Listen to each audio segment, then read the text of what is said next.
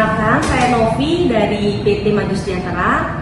Kedatangan saya ke sini untuk berkonsultasi terkait kewajiban perusahaan untuk membentuk P2K3. Kebetulan perusahaan kami memiliki 130 karyawan dan kami ingin memenuhi kewajiban tersebut untuk membentuk P2K3. Kami sangat mengapresiasi inisiatif Anda. Jadi membentuk P2K3 adalah strategis di dalam menciptakan wilayah K3 yang kuat. Berdasarkan Permenaker nomor 4 tahun 1997, setiap perusahaan yang memiliki 100 orang pekerja atau lebih atau kurang dari 100 akan tetapi memiliki potensi bahaya tinggi wajib untuk membentuk lembaga panitia pembina keselamatan dan kesehatan.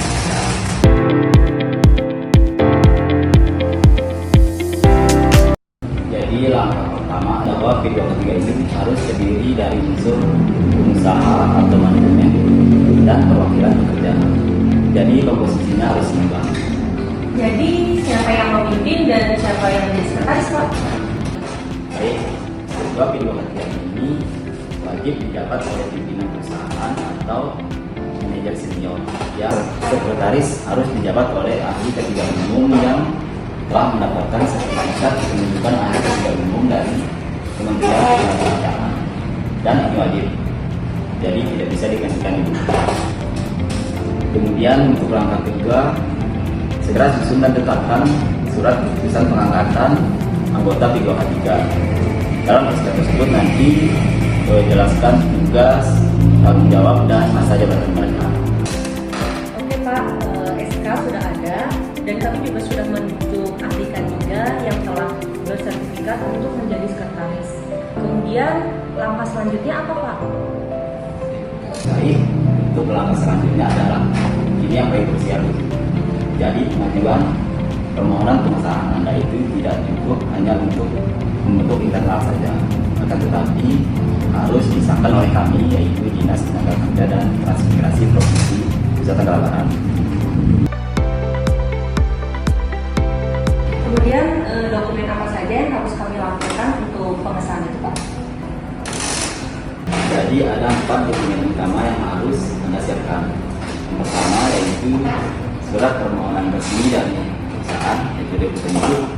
Kemudian daftar susunan personalia P2K3 beserta jabatan di perusahaan. Yang ketiga fotokopi kartu tanda ahli K3 umum dari sekretaris. Dan yang terakhir itu komitmen perusahaan untuk mendukung program kerja P2K3 itu sendiri. Kemudian setelah dokumen lengkap, kemudian kami akan memprosesnya dan jika disetujui maka kami akan menerbitkan surat keputusan pengesahan P2K3. Barulah P2K3 perusahaan ibu sah beroperasi secara hukum.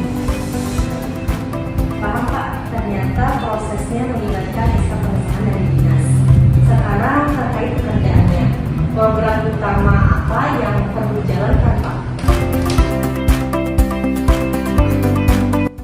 Jadi tugas P2K3 itu intinya adalah pencegahan. Mereka harus melakukan pertemuan rutin minimal sebulan sekali. Kemudian mereka juga bertugas mengidentifikasi potensi-potensi bahaya atau hazard identification di perusahaan, mengevaluasi risiko K3 dan memberikan saran kepada Anda nanti selaku pimpinan. Luar biasa penjelasannya Pak. Saya melihat bahwa ini bukan hanya kewajiban, tapi ini adalah alat untuk meningkatkan safety performance perusahaan kami.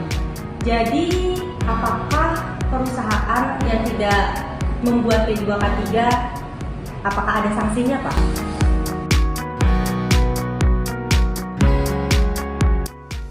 Atur di dalam undang-undang memiliki konsekuensi. Jika perusahaan yang wajib kemudian tidak membentuk dan mengesahkan P2K3, ini bisa dikategorikan sebagai pelanggaran norma K3.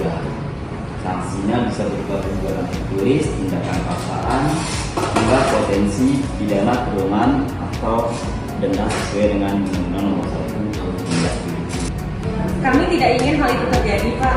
Maka kami akan segera menyusun dokumen dan mengajukan pengesahan dalam minggu ini, Pak.